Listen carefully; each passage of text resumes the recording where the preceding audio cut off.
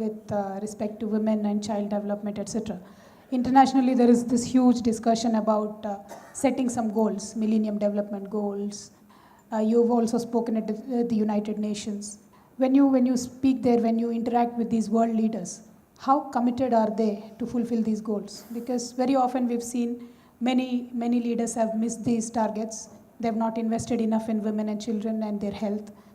And when you went there, when you interacted with them, what do you believe should be truly done in terms of commitment of these global leaders?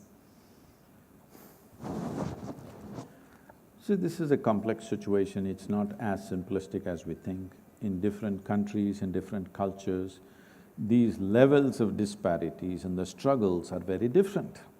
Let's say you go to Africa.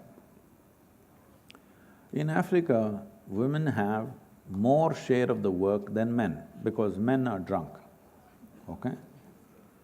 They have more share of the work. But a large number of men have managed to get guns in their hands. So what is an economic power? Because they have no share of that, the men, they've gone for military power, which is easy. Now you just have to have a gun.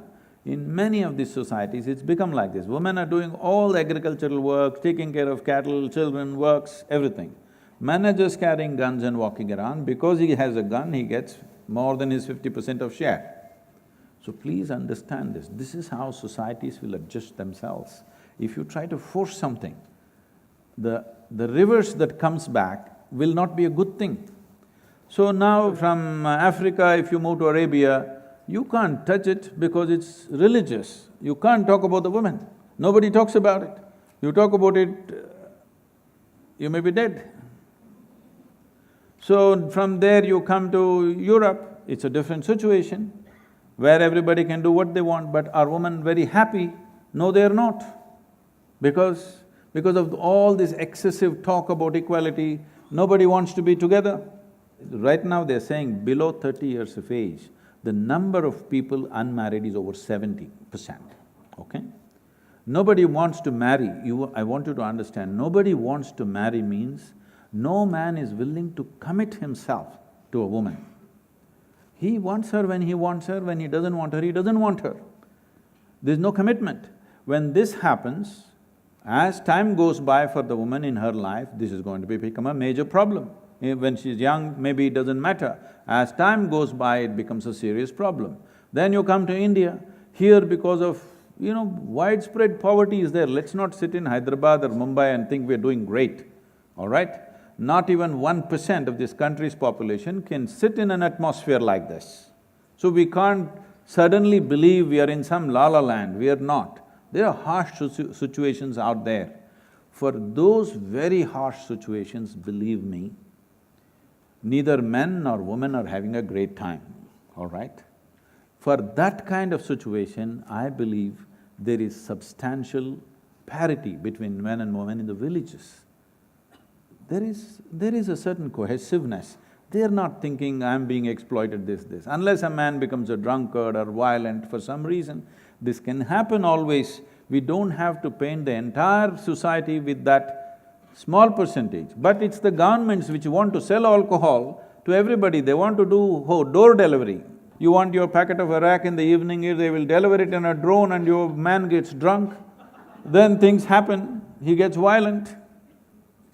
So I'm saying, it is not like a one-off thing. If we want a healthy society, we must create the ecosystem for a healthy society. People who believing for everything you can do a surgical intervention is a cruel way of handling a society. We need to create a society with substantial economic well-being, education. Then if somebody is still ill-treating a woman, then you have to deal with him with law. For everything you bring one more law, one more law, one more law, then your home will be like a court. Every day arguments will happen between two lawyers which will never come to a conclusion. This is a complex situation. Global leaders want to look at that one single thing that will transform the entire world. That's what I was trying to say. These different societies need very close attention.